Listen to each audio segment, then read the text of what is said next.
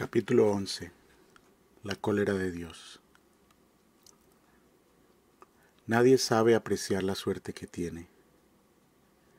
El martes 11 de abril de 1514, cuando zarpó de Sevilla la flota más grande en cruzar el océano hasta ese momento, los que se quedaron lamentaban su mala suerte.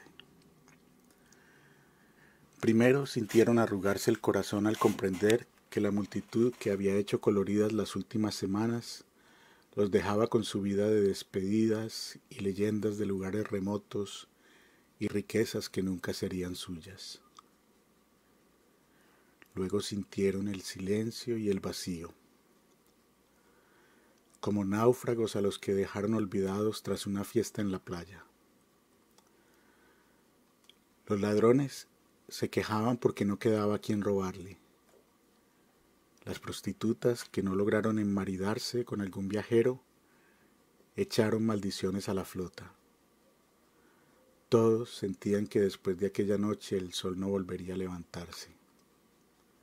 Su único consuelo era saber que la casa real todavía seguía en ese lado del mundo. Llenándose el vientre con el último vino usurado, el bodeguero Pombo lanzó un grito en octavas que todavía se recuerda. ¿Por qué vine yo a nacer?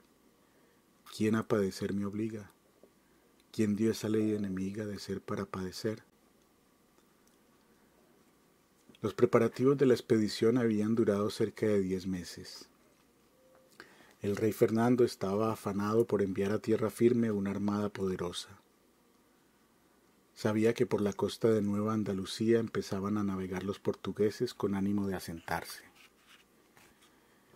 En la Española, el virrey Diego Colón insistía en que se le dieran poderes sobre las nuevas tierras descubiertas.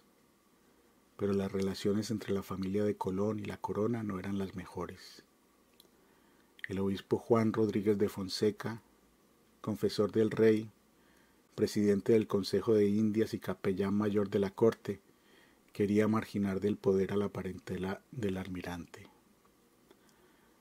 A eso se sumaba que el rey había desistido de emprender una campaña en Italia que comandaría el gran capitán y héroe de la Reconquista don Gonzalo Fernández de Córdoba, y decidió usar los ejércitos en el Darién, donde, según las noticias recibidas, había ríos de oro y riquezas sin fin. El rey no esperó el regreso del visitador Pedro de Arbolancha, a quien había enviado a Santa María para investigar las denuncias sobre los conflictos entre los colonos y los abusos del gobernador encargado, Vasco Núñez de Balboa. Ordenó a su representante, el obispo Fonseca, no escatimar recursos para equipar la armada y establecer en forma definitiva la primera gran ciudad española en tierra firme. La elección del rey para el gobierno de Castilla del Oro había recaído sobre Diego del Águila, un noble hidalgo de Ávila. Pero éste declinó el cargo. Se rumoró que había recibido en su casa la visita de un par de hombres de negro que le hicieron una oferta que no pudo rechazar, y al día siguiente anunció su dimisión. El rey estuvo dudando y pensando algún tiempo en quién sería su reemplazo. El bachiller Fernández de Enciso esperaba el nombramiento.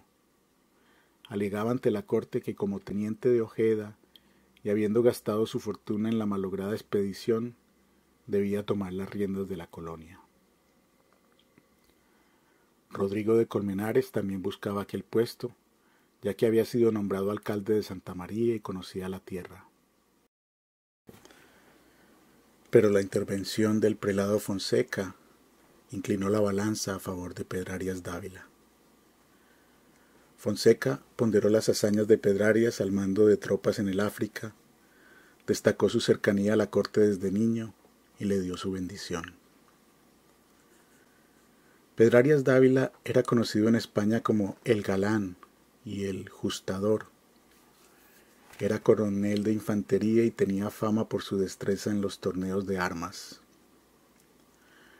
Había nacido en Segovia y tenía un poco más de 70 años. Era enjuto, de barbas y cabellos blancos, y tenía unos ojos azules y pequeños de pupilas incisivas. Se había educado en la casa real, se distinguía por su elegancia en el vestir y tuvo un desempeño heroico en las batallas de Granada y en las guerras de África. También se le conocía como el enterrador, porque en cierta ocasión había sufrido un ataque de catalepsia. Estuvo a punto de ser enterrado en el monasterio de monjas de Torrejón de Velasco y despertó cuando empezaban a arrojarle tierra encima. Desde entonces andaba a todos lados con el ataúd que le había concedido una segunda oportunidad, y cada aniversario de su resurrección se metía en el cajón y se hacía oficiar un requiem. En julio de 1513, poco antes de que Balboa emprendiera su expedición en busca del Mar del Sur, Pedro Arias Dávila fue nombrado capitán general y gobernador de Castilla del Oro, la cual, según la cédula real, era una muy grande parte de tierra que hasta aquí se ha llamado tierra firme y ahora mandamos que se llame Castilla del Oro, y en la que ha hecho nuestra gente asiento en el Golfo de Urabá, que es la provincia del Darién, que al presente se llama provincia de Andalucía la Nueva, y al pueblo se dice Santa María de la Antigua del Darién. Esa misma cédula indicaba que, como conocedores de la tierra, irían el bachiller Fernández de Enciso y el exalcalde Rodrigo de Colmenares.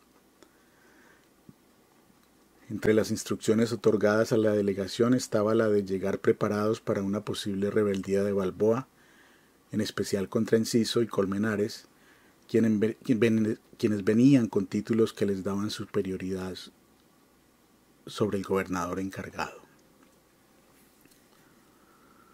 Como el rey daba entero crédito al obispo Fonseca, le otorgó plenos poderes para equipar la expedición. Los miembros del Consejo de Indias discutieron lo que Panquiaco, el hijo del cacique Comagre, le había dicho a Balboa sobre la necesidad de 1000 hombres para el descubrimiento del mar austral. Decidieron que debían ir 1200, considerando que algunos podrían morir en el camino. El propósito de la expedición era establecer en Santa María de la Antigua del Darién a Pedro Arias Dávila una completa estructura de gobierno y un numeroso séquito de cortesanos, soldados y especialistas de oficios varios. Se disponían a explorar, colonizar y explotar aquellas tierras, así como a buscar un paso a través del istmo para llegar al Mar del Sur. Mucha gente quiso formar parte de la expedición. A Sevilla corrió a enrolarse un tropel de letrados, plebeyos, eclesiásticos y soldados. El resto de la flota lo integraron nobles, mujeres, niños y algunos negros esclavos. El rey gastó más de 50.000 ducados en la preparación de la armada, cuya partida estaba prevista para finales de 1513. Hubo numerosos nombramientos. El bachiller Gaspar de Espinosa, recién graduado de Salamanca y quien después se hizo llamar licenciado, fue nombrado alcalde de Pedrarias en Santa María. Alonso de la Puente recibió el título de tesorero de la Real Hacienda. Diego Márquez, el de contador. Juan de Tavira, el de factor. Como veedor de las fundiciones del oro había sido nombrado Juan de Caicedo, quien vino de Santa María tan amarillo como el oro y dejando a su mujer allá, pero murió en Sevilla. Caicedo fue reemplazado por Gonzalo Fernández de Oviedo, el escribano general. El cargo de capitán general de las tropas le correspondió al hidalgo de Córdoba Juan de Ayora, quien después fue reemplazado por el maestre de campo Fernando de Sotomayor. También fueron nombrados capitanes generales por cada 100 soldados. La corona emitió numerosas directrices para aquella expedición, pero la mayoría serían incumplidas. El rey instruyó al obispo Fonseca y a Pedrarias para que los navíos no fueran sobrecargados. Ordenó que llevaran buenas provisiones y prevenciones, pues antes de llegar a Santa María debían pasar por tierras de los caribes, los cuales, además de ser caníbales, usaban flechas enervoladas. Ordenó que se pusiesen nombres generales a las tierras y nombres particulares a las villas, y que se procurase aumentar la fe católica y la conversión de los indios. El rey insistió de manera vehemente en que siempre se hicieran los requerimientos de parte del rey para que los indios se sometieran a su gobierno.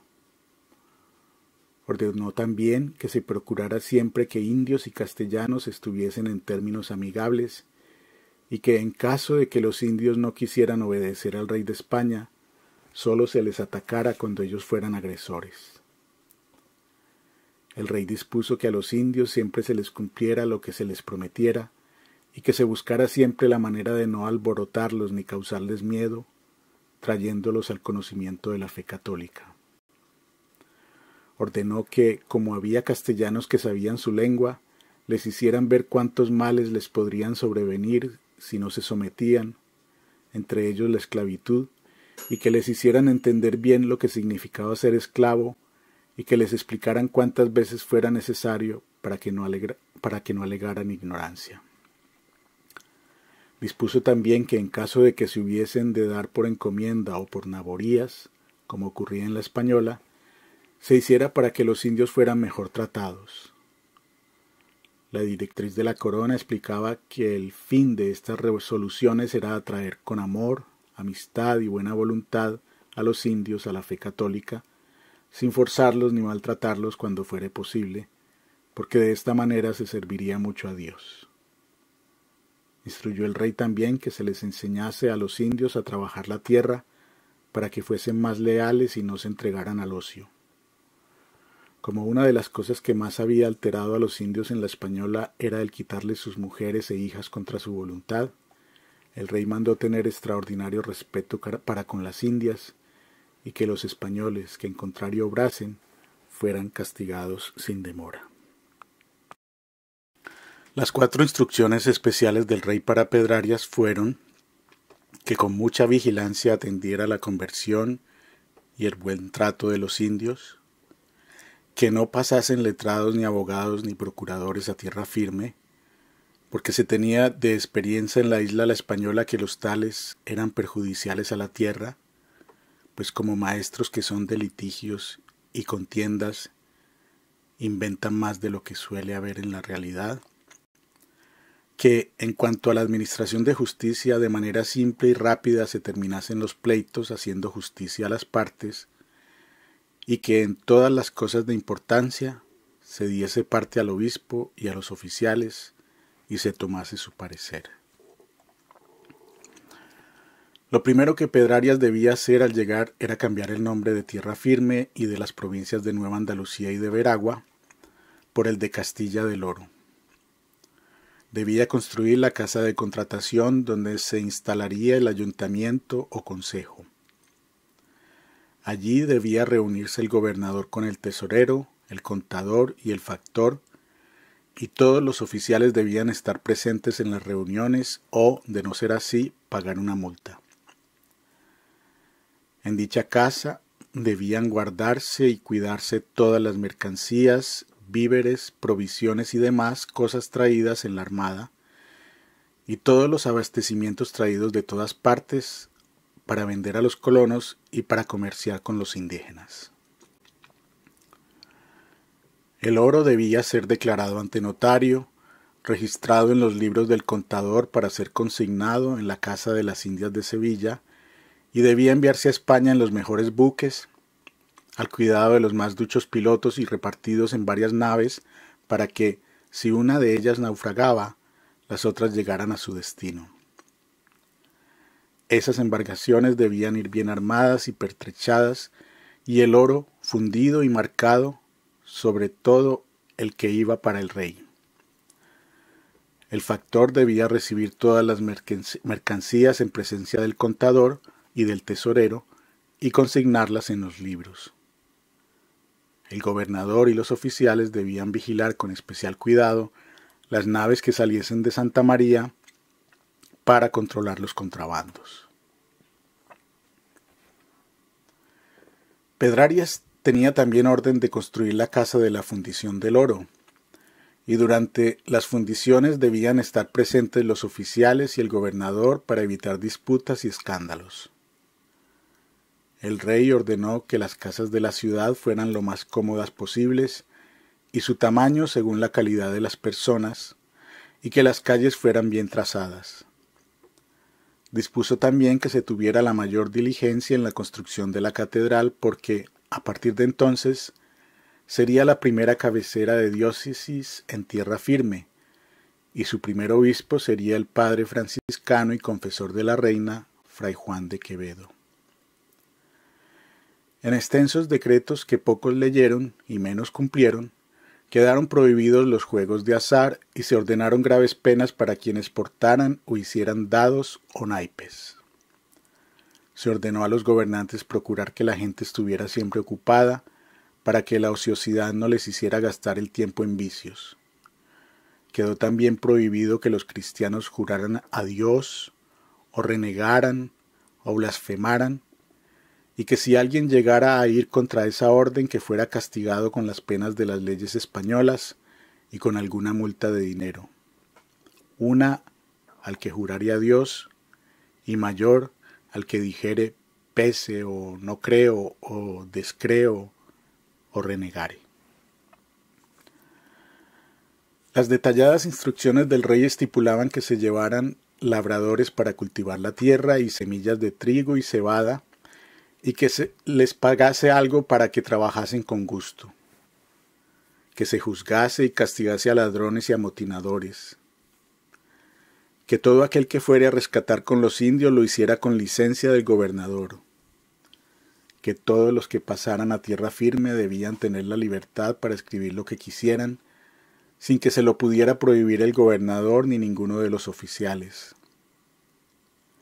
que si a los 4 años de estar en Santa María alguien quisiera regresar a España, no le fuera impedido, que el gobernador tomara consejo del obispo y de los oficiales para las cosas arduas de la gobernación de la tierra, que las cosas generales que tocaran a la comunidad debían ser escritas por el gobernador y los oficiales para mandarlas a la corte y así ser más dignas de crédito y atenderlas más pronto el rey.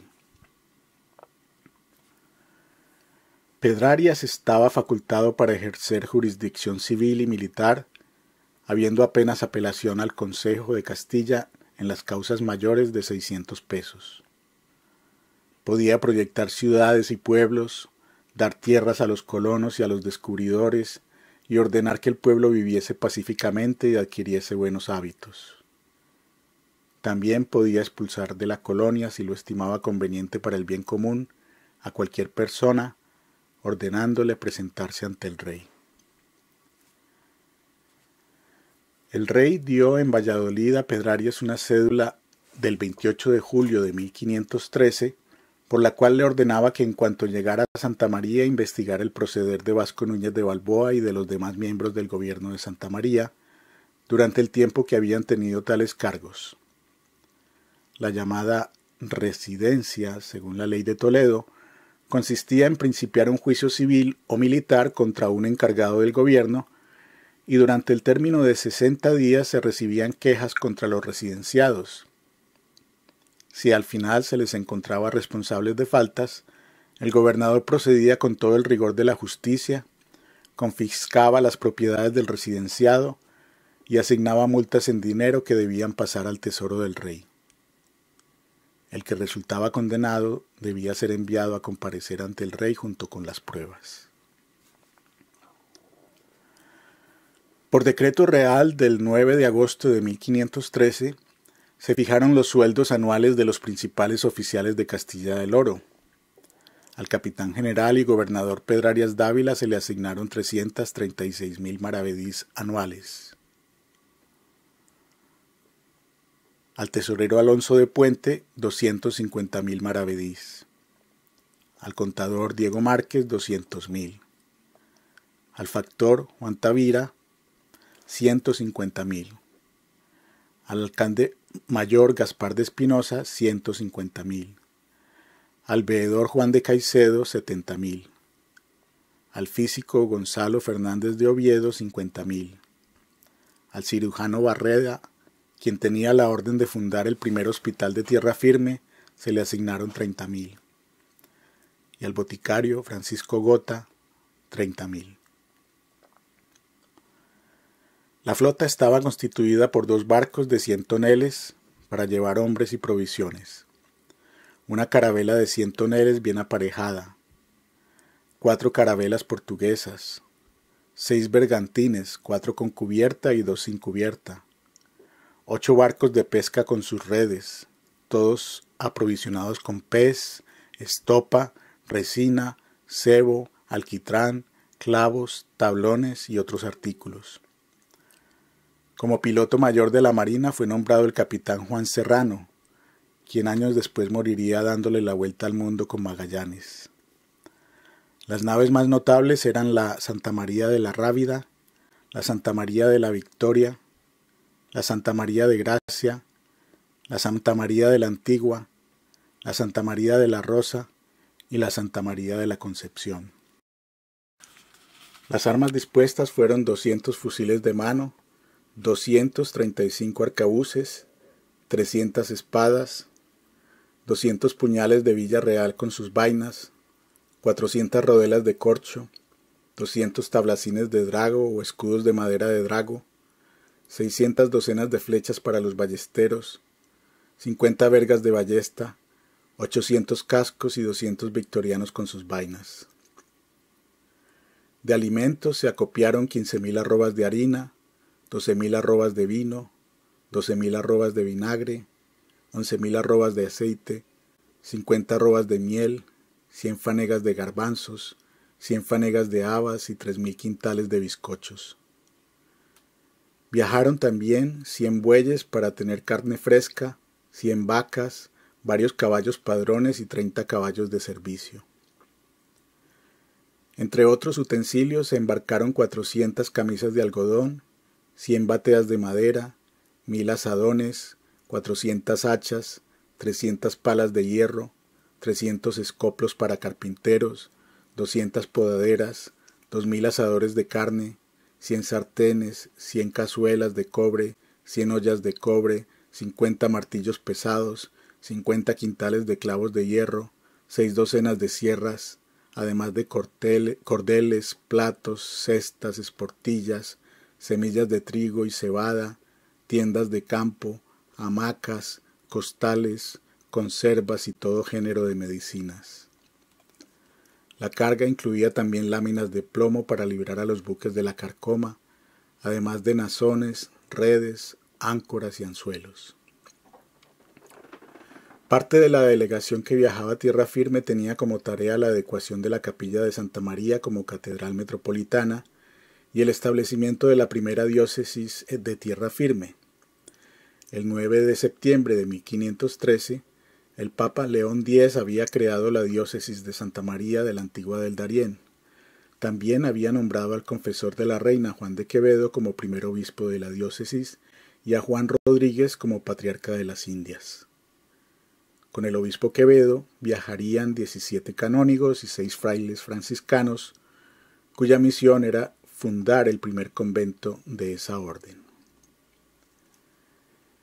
El obispo Quevedo pidió materiales por cerca de 500.000 maravedís, sandalias, túnicas, anillo pontifical de 1.500 maravedís, un báculo de plata de 28.000 maravedís, cintas, capas, materiales para 6 altares, manteles, alfombras, pailas, candeleros, mantas, almohadas para candeleros, lámparas ciriales, vinajeras, hostiarios, misales, platos, ornamentos, cordones, collares, toallas, sobrepellices, cruces de plata y otros metales, incensarios, cálices, un cáliz de plata, 3 custodias de plata, cetros dorados, imágenes de lienzo, tijeras para cortar hostias, libros de canto, salterios, cera, aceite para las lámparas, 4 linternas, 2 campanas de 3 quintales, 3 campanas de 1 quintal y 6 campanillas de a libra.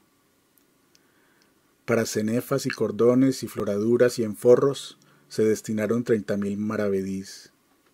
El obispo Fonseca dispuso que el salario del obispo Quevedo fuera de 912.000 maravedís anuales y ordenó que la mitad de ese salario se le entregara antes del viaje.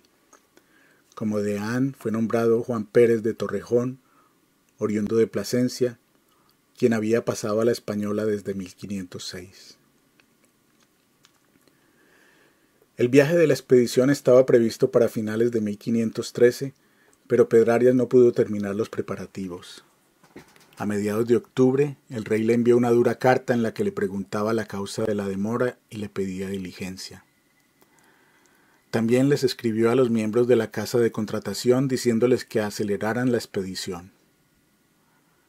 Pedrarias respondió que para enero de 1514 estaría listo, y el rey le ordenó cargar los buques y mantener ocupados a los miembros de la tripulación para que no causara daños en la ciudad.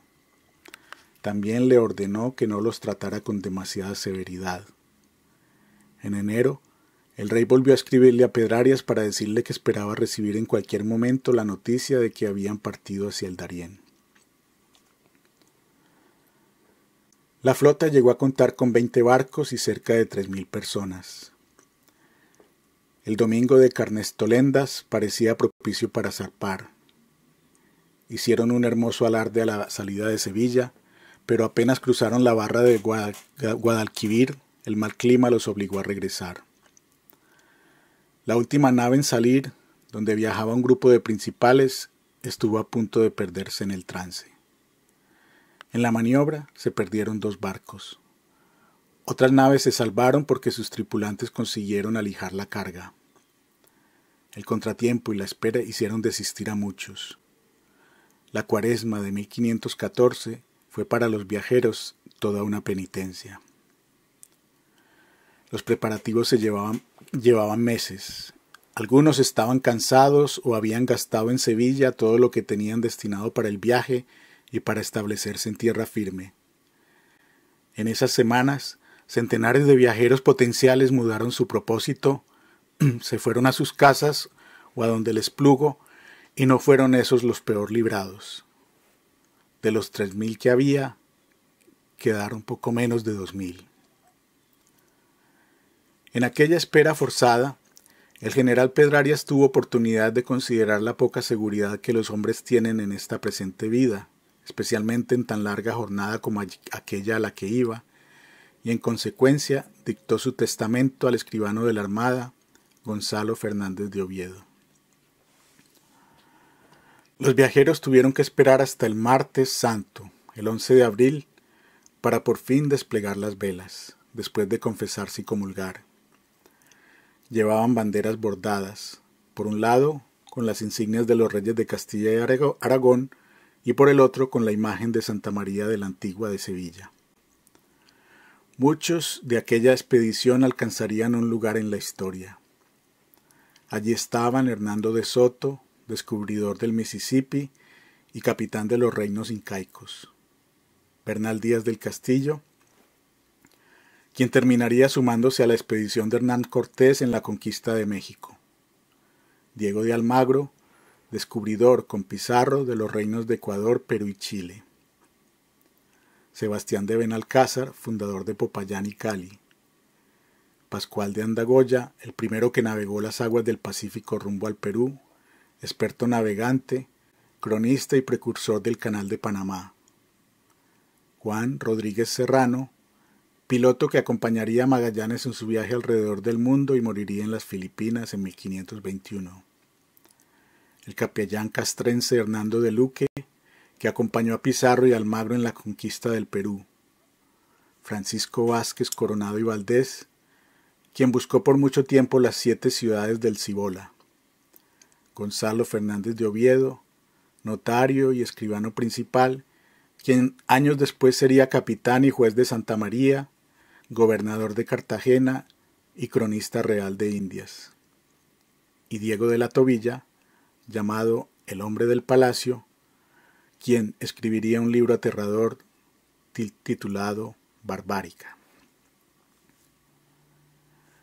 El sueño de Pedrarias Dávila, comandante de la flota y nuevo gobernador de Castilla del Oro, era alcanzar la inmortalidad como conquistador, fundador de ciudades y descubridor del Mar del Sur. Tenía la intención de viajar solo a tierra firme, pero su esposa, doña Isabel de Bobadilla, se obstinó en acompañarlo.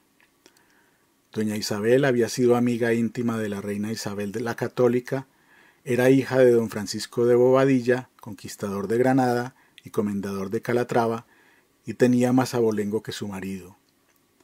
Ante la insistencia de Pedrarias en dejarla en España, con sus 8 hijos, doña Isabel le planteó un ultimátum. Escoge una de 2 cosas, marido mío. O me cortas el cuello con la espada, o consientes en lo que te pido. Doña Isabel de Bobadilla llegaría a Santa María con la cabeza en su sitio. A los 9 días de zarpar, la expedición llegó a la isla de La Gomera, en las Canarias, donde se demoraron 20 días para tomar carnes frescas, pescado, queso, agua y leña. El 3 de junio, después de una accidentada travesía en el océano, llegaron a las aguas turquesa de la isla Dominica, en las Antillas. Al día siguiente, el obispo Quevedo y sus sacerdotes celebraron misa solemne. Impaciente por hacer historia, Pedrarias bautizó el lugar al que llegaron con el nombre de Bahía de Fonseca, en homenaje a su benefactor, el patriarca de las Indias, Juan Rodríguez de Fonseca. Pedrarias ignoró la advertencia que le hicieron de que el sitio ya había sido bautizado como La Aguada por otros españoles. No sería la última vez que Pedrarias cambiaría los nombres de lugares que ya otros habían bautizado. La armada llegó el 12 de junio a la bahía de Santa Marta. Los indios se vistieron con vistosos penachos y se prepararon para recibir a los españoles con flechas enervoladas. El teniente Juan de Ayora, Rodrigo de Colmenares y Gonzalo Fernández de Oviedo fueron enviados a leer el requerimiento. Escrito en una lengua que los indios no entendían, el requerimiento decía que el Papa Alejandro VI había donado la tierra firme a los católicos reyes de Castilla para que la evangelizaran para Cristo por medios pacíficos y con persuasión moral. Los enviados debían leer el documento para informar a los indígenas que venían en nombre de sus majestades, a quienes pertenecían esas tierras de aquén del mar y cuyos habitantes todos eran vasallos. El documento también les informaba a los indígenas que debían someterse sin dilación a los cristianos y reconocer la autoridad del rey de España, y que, si no lo hacían, los conquistadores les harían todos los daños que pudieran, como a vasallos rebeldes, mientras que, si obedecían, serían recibidos con amor y gran caridad. Pero la indiada no estaba para escuchar estas amonestaciones y los recibieron con piedras y flechas. Colmenares, quien quiso presumir de conocer la lengua de los nativos, tradujo la respuesta de los indígenas. ¿Quién es ese pontífice que reparte lo que no es suyo? ¿Y quién es ese rey que nos conoce y a quien nosotros no conocemos ni reconocemos? El escribano Fernández de Oviedo señaló lo absurdo de la ceremonia, pues exigía no proceder adelante hasta que los nativos hubieran recibido y aceptado en su totalidad el documento. Al final, la solemne ceremonia terminó cuando los indios decidieron expresarse con sus flechas. La flota replicó con arcabuces y rodelas y se retiró a las embarcaciones. Pocos días después, la víspera de Corpus Christi, volvieron a tierra, enfrentaron a los indios, tomaron cautivos mujeres y niños y adquirieron redes, piezas de oro, esmeraldas y otras piedras preciosas. Despejado el terreno, Pedrarias bajó a tierra y comenzó a cortar las ramas de los árboles con la espada, celebró autos de posesión en nombre del rey e hizo dejar testimonio escrito y con testigos de las ceremonias celebradas. La flota siguió bordeando la costa de tierra firme, pero no entró en la bahía de Codego, porque una tempestad los alejó en dirección a la isla Fuerte. Allí saltaron a tierra y encontraron un poblado abandonado con muchas cestas de sal. Como la nave capitana necesitaba reparaciones, decidieron quedarse en Isla Fuerte mientras el resto de la flota siguió avanzando. Llegaron al Golfo de Urabá el 29 de junio de 1514. Era el día de San Pedro y San Pablo. La flota desplegó sus banderas sobre el golfo. La nave capitana llegó esa misma tarde. A causa de las tempestades se habían perdido 2 embarcaciones en el recorrido, pero todos los viajeros llegaron a su destino. Nunca se habían visto tantas embarcaciones españolas en el Golfo. Un grupo de soldados vino en un bote hasta la costa para avisarle a Balboa de la llegada del gobernador Pedrarias. Tenían la misión de tantear los ánimos para saber si debían esperar hostilidades. La noticia encontró a Balboa poniendo el techo de paja en una de las casas donde se hospedarían los refuerzos largamente esperados. Estaba en ropa de trabajo, camiseta de algodón, zaragüeyes y alpargatas. Los emisarios de Pedrarias quedaron sorprendidos al verlo, pues esperaban hallarlo sentado en un trono y rodeado de esclavos. Balboa mandó decir al gobernador Pedrarias que fuera bienvenido, que se alegraba de su llegada y que todos en Santa María estaban prestos a recibirlo. Los mensajeros regresaron con la noticia a la nave capitana. Balboa se reunió de inmediato con Pizarro, Albites, Muñoz, Argüello, Botello y Bartolomé Hurtado. Todos coincidieron en que el rey actuaba contra sus intereses y que tantos oficiales y favoritos de la corte se precipitarían sobre sus casas y sus bienes, les quitarían los esclavos y harían la guerra con los indios amigos.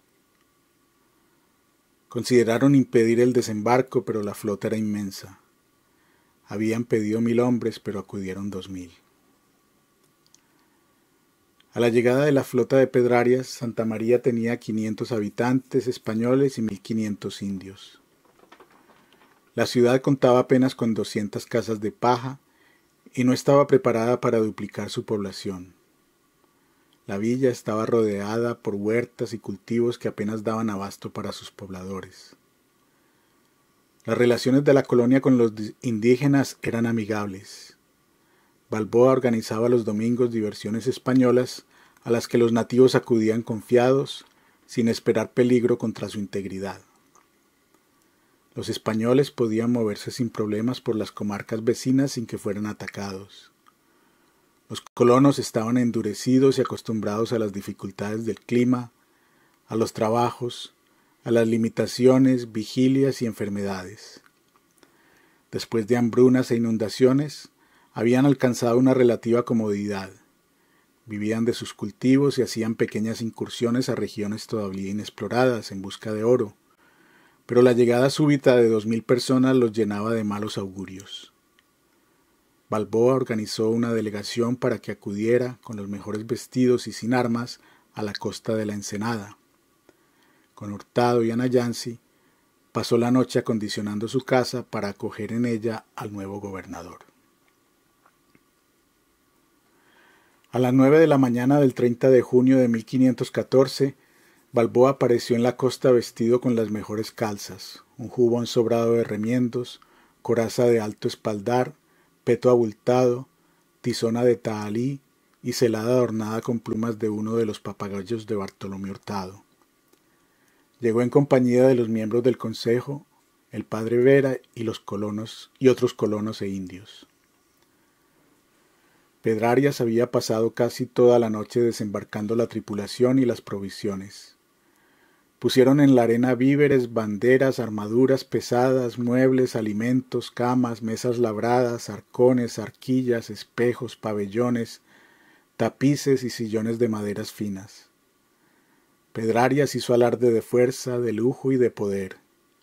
Llevaba ropas de color negro ceñidas y brillantes, con capa, gorguera almidonada, escarcela suspensa al cinto, espada de preciosa empuñadura y casco militar empenachado.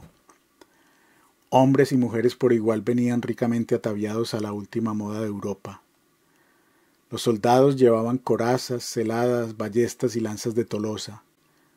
Los clarines tocaban aires marciales y un vocerío ensordecedor invadió el valle del Darién. La multitudinaria comitiva caminó por la playa con Pedrarias a la cabeza y a su lado doña Isabel de Bobadilla. Junto a ellos venían los principales oficiales y el obispo Quevedo con su séquito de canónigos y frailes. Detrás venía el ejército, listo a actuar, advertido por Pedrarias de que estuviera listo para repeler algún ataque. Más atrás venía la artillería y al final los marineros y la gente encargada de provisiones y servicios. Las dos comitivas se encontraron a 2 leguas de Santa María. Balboa y Pedrarias se acercaron sin apartar la mirada. Cuando estuvieron cerca, el esgrimidor hizo una reverencia en señal de acatamiento. —¿Sois Vasco Núñez de Balboa? —preguntó Pedrarias. —El mismo soy —respondió Balboa—. He venido a ponerme a vuestras órdenes. Mandadme a nombre del rey. Luego se dirigió a doña Isabel. —¿Me permitís, señora, que bese vuestra mano? La dama sonrió complacida y alargó la diestra. Balboa se puso de rodillas frente al obispo Quevedo y besó el anillo pastoral. Cuando se puso de pie, el prelado lo abrazó. Balboa presentó a los miembros del Consejo de Santa María. Pedrarias presentó a los oficiales que lo acompañaban. Los colonos se sentían torpes con el exceso de cortesías. Los indios observaban sorprendidos el espectacular desembarco. Poco antes de las 12, las dos comitivas se habían convertido en una sola multitud y entraron a Santa María con ánimo festivo. Balboa se disculpó por el alojamiento humilde que les ofrecía a los recién llegados. Dijo que huéspedes tan ilustres merecerían un palacio, pero que tendrían que contentarse con lo que había. Pedrarias le contestó que nadie le pedía milagros. Quien ofrece lo que tiene merece gratitud, dijo. Igual si tiene una choza que un castillo. La casa del esgrimidor quedó a disposición de Pedrarias, doña Isabel de Bobadilla y el obispo Quevedo. Balboa se fue con Ana Yancy a la casa de Hernando Muñoz. Los demás se repartieron en las casas disponibles. Se dispuso que al día siguiente emprenderían la construcción de nuevas habitaciones. Todo el día estuvieron trayendo la carga de los barcos. Balboa fue cortés con el bachiller Enciso y con Diego de Colmenares. En la tarde se organizó un banquete. Los locales ofrecieron pan de maíz y casabe, pescado, carne de venado y frutas tropicales. Los viajeros ofrecieron tocino fresco, carne salada, harina de trigo y aceites y vinos de España. Los recién llegados empezaron a hacerse a la idea de que en tierra firme no había palacios, pero estaban maravillados con la variedad de alimentos desconocidos que les ofrecían y con el aspecto y la actitud de los indios que les servían. Esa noche, en medio de la fiesta más amable y nutrida que hubo en Santa María, Pedrarias recibió la noticia de que el mar del sur, que aspiraba a descubrir, ya había sido descubierto por Balboa.